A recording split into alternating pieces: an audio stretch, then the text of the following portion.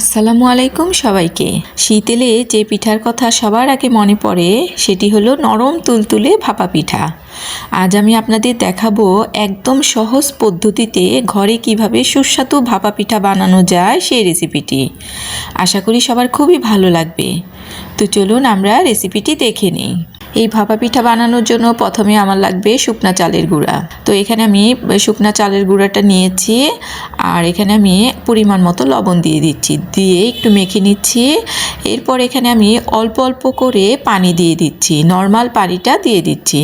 তো পানিটা দিয়ে আমি হাত দিয়ে এইভাবে ডলে ডলে মেখে নিচ্ছি।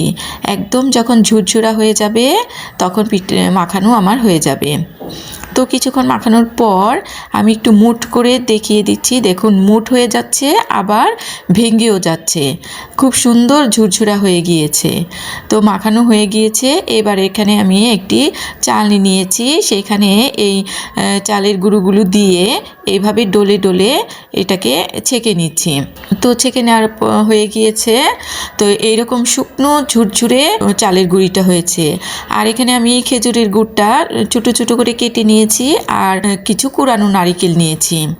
এবার আমি এখানে একটা বাটি নিয়েছি, সেই বাটিটার মধ্যে প্রথমে চালের গুঁড়োটা দিয়ে দিচ্ছি, এর উপরে খেজুরের গুড়টা দিয়ে দিচ্ছি।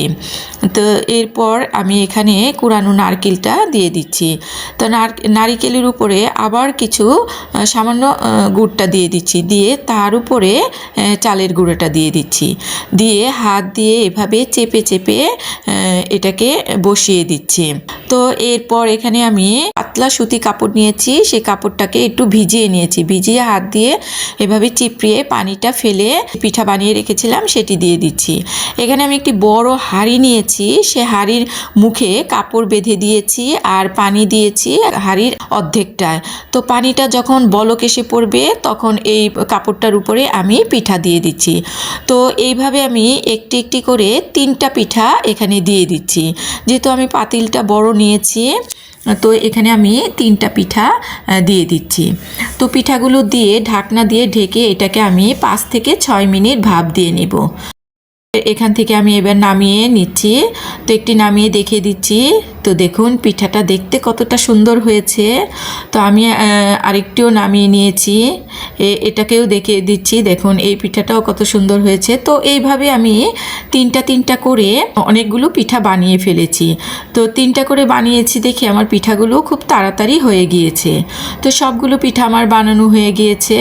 তো এবার আমি পিঠাগুলোকে একটি বড় প্লেটে সাজিয়ে পরিবেশন করে নিচ্ছি।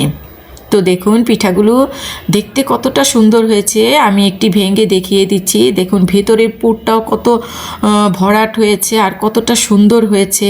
এখানে আমি নারিকেল আর গুড়টা একটু বেশি করে দিয়েছি, কারণ ভাপা পিঠার মধ্যে নারিকেল আর গুড়টা বেশি দিলে খেতেও খুব ভালো লাগে।